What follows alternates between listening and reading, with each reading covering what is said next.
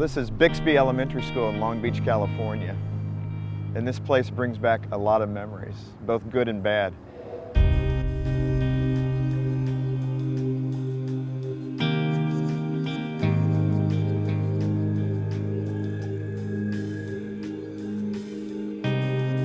My mom and dad had 5 kids. I have 2 older brothers and 2 older sisters. And my mom and dad had divorced, and that had a lot of pain for me. When I was 8 years old, my mom remarried a man that really loved her, but didn't really like the kids all that much. His name was Hank. I nicknamed him Hank the Tank. He spent 20 years in the military, and this new family of his was going to be run with the military precision of a barracks.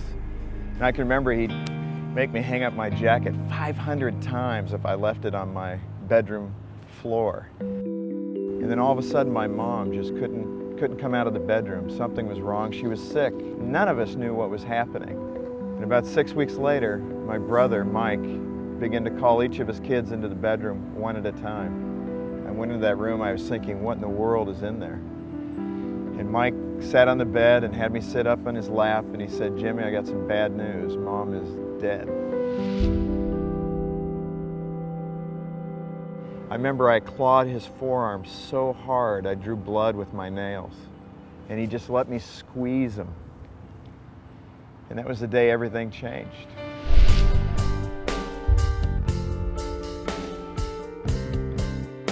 The funeral happened, and Hank was so emotionally distraught he couldn't even go to the funeral. And when we got home that afternoon, he had sold all the furniture. He came out of the bedroom and had his bags packed and just said, "I can't take the pressure, I have to leave. I'm moving back to San Francisco." And we just all pressed our faces against the window in that house in Long Beach and watched him drive away. Our dad wasn't around. Here our mom had just died, and our stepdad had walked out on us. So there we were that night. We used our clothes for pillows, we used our clothes for blankets, and we just sat in that living room that night thinking, what's next? And Dave said, "I think I know a family that will take us in." It was the real family, the most unreal family that you'd ever want to meet. The next day we're on the way.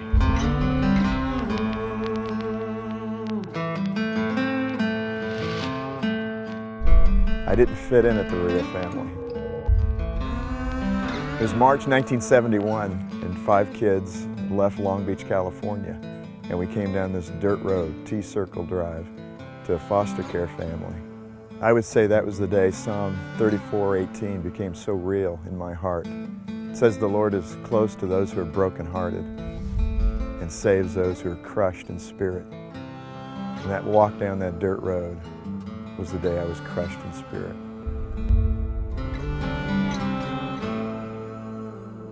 This is Morongo Valley Elementary School. I showed up here late in 3rd grade and went through most of 4th grade, Mr. Todd's class.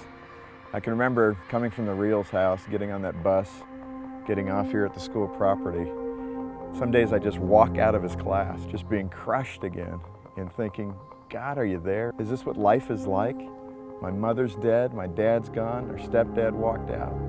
And I'd sit on a sandhill while all the other kids were in class, and I'd just cry.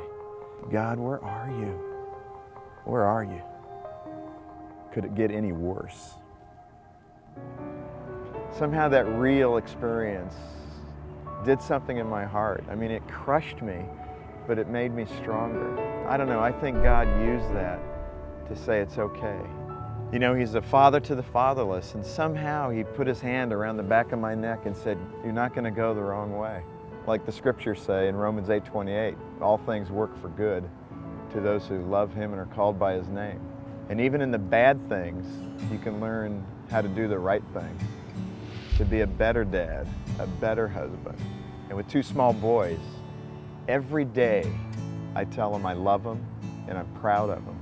And when I say it, they just get the biggest smiles on their faces. That's the kind of dad I want to be. We're all orphans, aren't we? And God has reached down and touched us and grafted us in to His family. Can we do any less for the least of these?